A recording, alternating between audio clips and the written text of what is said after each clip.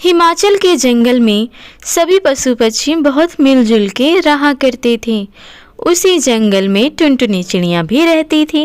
वह अपनी बेटी कुम्मू के साथ रहती थी। उसके पड़ोस में ही निम्मू चिड़िया भी रहती थी, जो कि उसकी बहुत अच्छी और ख़ास दोस्त थी। नीलू चिड़िया अपने बेटे भोलू के साथ रहती थी। टुनटुनी चिड़िया और नीलू चिड़िया में बहुत गहरी दोस्ती थी। टुनटुनी बहन, मैंने अपना सारा काम निपटा लिया है और बहुत प्यास भी लगी है। चलो चलकर झील किनारे पानी पी आते हैं। काम तो मेरा भी हो चुका है नीलू चिड़िया। अगर तुम कहती हो तो चलो चलते हैं झील किनारे। ठीक है, चलते हैं। आज देख रही हो मौसम कितना अच्छा और सुहाना है। दोनों चिड़िया अपनी प्यास बुझाने झील किनारे चली जाती हैं। पानी बहुत ठंडा और मीठा था। पानी पीने के बाद दोनों चिड़िया घर के लिए निकल पड़ती हैं। शाम हो जाता है। तभी रास्ते में दो पेड़ उन्हें आवाज देते हैं। अरे चिड़ियों, मेरे पास आओ, मेरी मदद करो। इधर आओ नीचे, हम यहाँ हैं। पेड़ों की आवाज सुन के चिड़िया नीचे आती है। तुम दोनों चिड़ियों का स्वागत है हमारे बागीचे में। हमें तुम्हारी मदद चाहिए। तुम क्या हमारी मदद करोगी? आपको हमसे क्या मदद चाहिए पेड़ राजा? बताइए, अगर हमारे बस में होगा तो हम आपकी मदद जरूर करेंगे।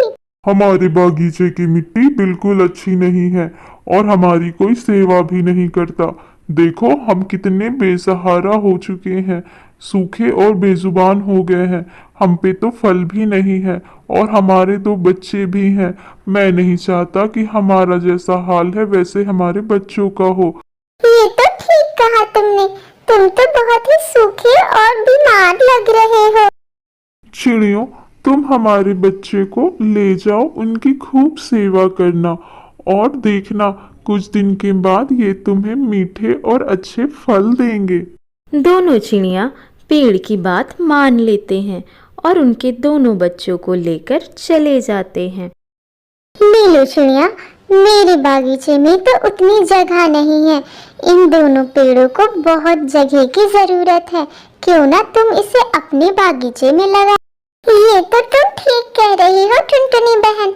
तुम्हारे बागीचे में तो उतनी जगह नहीं है और मेरे बागीचे में तो बहुत सारी जगह है। नीलू चिड़िया के बागीचे में बहुत जगह थी, इसीलिए टुनटुनी चिड़िया भी अपना पौधा नीलू चिड़िया के आंगन में लगा देती है। टुनटुनी चिड़िया अपने पौधे में पानी देती है और खूब उनकी सेवा करती है। ऐसे करते करते काफ़ी दिन गुजर जाता है और पौधे बड़े होने लगते हैं। एक दिन ऐसा आता है कि दोनों पौधे बड़े हो जाते हैं और उनमें फल भी निकल आता है। देखो नीलू चिड़िया, हमारे पौधे में फल निकलना शुरू हो चुका है। हाँ टुनटुनी बहन, तुम ठीक कह रही हो, लेकिन मेरे पौधे में तो अभी एक भी फल नहीं आया। अरे नीलू चिड़िया, तुम चिंता क्यों करती हो? फल देखना तुम्हारे पौधे में भी बहुत जल्द निकल आएगा। तभी वहाँ कालू चिड़िया आ जाता है और बोलता है, अरे चिड़ियों, तुम दोनों तो बहुत मेहनत कर रही हो, पर ये क्या, सिर्फ टुनटुनी चिड़िया के पौधे में ही फल आया, तुम्हारे पौधे में क्यों नहीं आया? नीलू चिड़िया, तुमने क्या मेहनत नहीं की? कालू भैया, मेहनत तो हमने दोनों पौधों में की है, पर पता नहीं क्यों सिर्फ टुनटुनी के पौधे में ही फल निकला है। मेरे पौधे में तो एक भी फल नहीं आया। अरे कालू भैया, मैं नीलू बहन को कब से समझा रही हूँ कि तुम चिंता मत करो, फल तुम्हारे पौधे में भी आ जाए। काला कौवा बहुत ही झगड़ालू पक्षी था। वह टुनटुनी चिड़िया और नीलू चिड़िया की दोस्ती से जलता भी था, इसीलिए वह नीलू चिड़िया के घर आता है उन दोनों के बीच में झगड़ा लगाने। नीलू चिड़िया, तुम बहुत सीधी हो। बागीचा तुम्हारा है तो फल किसी में भी आए वो तो तुम्हारा ही हुआ ना। हाँ कालू भैया, तुम ठीक कह रहे हो। बागीचा मेरा है और पौधे भी मेरे हैं, तो उनके फल भी मेरे हुए। माँ, पौधे में से तो फल निकलना शुरू हो गया है ना, लेकिन तुमने अभी तक मुझे चखाया नहीं। मेरा फल खाने का बहुत मन है, मुझे कल नीलू आंटी के घर ले चलो ना। अरे कमू बिटिया, फल तो निकल गए हैं और मैं सोच ही रही थी तुम्हें फल खिलाने का। कोई बात नहीं, कल मैं तुम्हें ले चलती हूँ नीलू आंटी के यहाँ। नीलू चिड़िया, कुम्मू बिटिया का बहुत मन था फल खाने को, इसीलिए मैं इसे यहाँ ले आई। हाँ नीलू आंटी, मुझे सबसे अच्छा और मीठा फल दीजिएगा, मैं उसे ही खाऊंगी। फल तो बहुत कम है, मेरा भोलू बेटा भी फल खाने को कह रहा था, अगर मैंने तुम्हें दे दिया तो खत्म हो जाएंगे। फल तो इतने सारे हैं नीलू बहन, खत्म नहीं होगा, तो चिंता क्यों करती हो, हम सब मिल बांट कर खाएंगे। नहीं, ये पौधा मेरा है और मैं तुम्हें फल ले जाने नहीं दूंगी।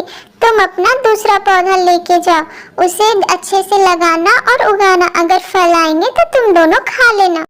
टुनटुनी चिड़िया उदास हो जाती है और दूसरे पौधे को अपने आंगन में लगा देती है। कुम्मू चिड़िया और टुनटुनी चिड़िया पौधों की बहुत सेवा करती है।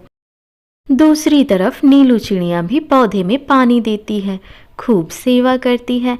फल और भी ज़्यादा निकल आते हैं तो काले कौवे को जलन हो जाती है।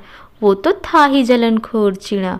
वो एक दिन नीलू चिड़िया के बागीचे में आता है, सारे फल अपने टोकरी में भर लेता है और उसके पौधे को तोड़ भी देता है। सेवा करने से अब टुनटुनी चिड़िया के भी पौधे में फल आ गए थे। नीलू चिड़िया को लगता है कि उसके पौधे टुनटुनी चिड़िया ने ही तोड़ा है। टुनटुनी चिड़िया, मेरे जितने फल थे सब चोरी हो गए हैं और पौधा भी टूट गया है, पर ये सब हुआ कैसे नीलू चिड़िया?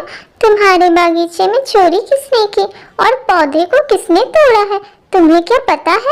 मुझे पता है बहनों, ये सब काला कौवा ने किया है। वो तुम दोनों की दोस्ती से बहुत जलता था।